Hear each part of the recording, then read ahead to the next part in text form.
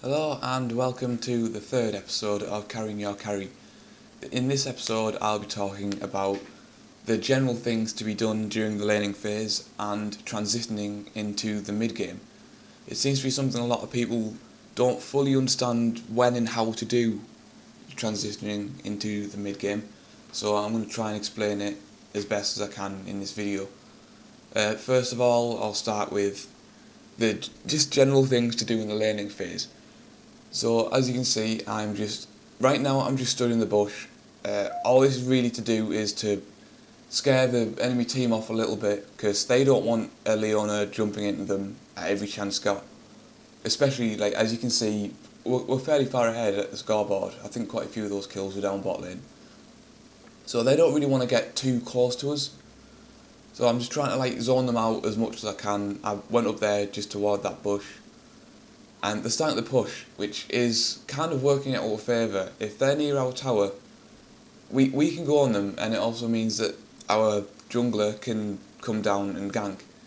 It's a little bit risky to push so hard when you're far behind. I'm pretty sure they're quite far behind at this point, even CS wise. So our Ezreal pushes back out, and I go back into the bush. And as you can see, the Tristana went out a little bit too far there, so I went straight on her. And quite a lot was used there. There was one thing that I shouldn't have done, which was exhaust her. It was kind of pointless. The only reason that I used my entire combo in absolutely one go was I wanted to stun locked for as long as possible, because it's Tristana, she can just rocket jump away if I give her even half the chance. So I just didn't really want that to happen. Okay, and now we will travel back in time, back to the start of the game. So, basically this was a fairly interesting matchup, having an Ezreal and Leona against a Tristana and Janna. It's not something I'm actually very used to, but I knew what I really had to do. We had to make sure that the Tristana wasn't in any position to try and initiate a fight, because if a Tristana initiates a fight, we might be in a little bit of trouble. So basically, I try and scare them a little bit. They don't have vision in this bush, they do now. So I'm just staying in the bush, trying to stay ahead, trying to stay quite far ahead in the lane, trying to make them a little bit scared of going anywhere near us. It's not a bad thing for me to take too much poke, basically, because I've got health pots. The Tristana doesn't have mana pots, so if she wants to use her E on me a couple of times, and it's no problem. They can fire away like that for a little bit. I'll come back, I'll heal up with my health potions, and then I'll go back into where I was, and the Ezreal can see us happily. In a minute I will actually engage on them, because it's quite a decent chance to go on them, and it does work out quite well. That will happen just in a minute. Let's sit here and wait. Yeah, I'm going back in the bush. Yeah, it'll happen in a second. The Tristana's like starting to lose a little bit of health, and the Ezreal, he doesn't have to have full health to engage. He's got enough mobility for it to be okay. I've managed to get in the second bush. They're starting to get a little bit worried, and as soon as she goes near me, I turn on her, use everything. Once again, probably shouldn't have exhausted, but we did get a barrier out of her. So the next opportunity comes along. The Tristana seems a little bit clueless, so I'll wait back in this bush, even though they have vision on it. And as soon as she walks near, flash E, Q, and the Ezreal gets straight on her, ignites her, last shot, there we go. The lane is now ours. It's as simple as that. The Hecarim does come down, but he really can't do anything. A Hecarim and a Janna can't really do a lot against an Ezreal and a Leona. But yeah, that's the start to a lane that you really want. It makes the rest of the laning phase a lot easier. Just even that slight advantage does really help. Okay, so I will now start talking about the actual transition into the mid game. So the transition was a little bit strange in this one. Everyone seemed to really enjoy coming down bot lane for no apparent reason. It was pretty annoying, but yeah, it didn't go too badly. Overall, that was a pretty bad flash from the Lee, but oh well. Yeah, as you can see, there's like no one up top lane. There's an Elise fighting a Trogoth mid lane, and Elise is now pushing the mid tower. That's essentially what starts to happen during the mid game.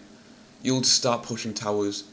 you'll stay generally in your group or in small groups and try and take objectives as efficiently as you can without losing anyone, without losing any of your own objectives, just stuff like that. So me and Twitch are right now staying bot lane. We know that the enemy team is trying to push back against us, so we're trying to keep them pushed up. I probably shouldn't have gone this far in without having any wards, anything like that. I have no idea that the Ezreal and the Malphite are coming down right now, but we have a vague idea that something's not right because they're still trying to fight us. So we back off, and it's round about the time when people start contesting Dragon. As you can see, we've just walked up with Dragon now. Malphite's going to have vision on us. They have a ward over. They know what we're doing. So we do get a little bit scared, admittedly. We do not have the numbers advantage. It was probably the best option to stay away from them.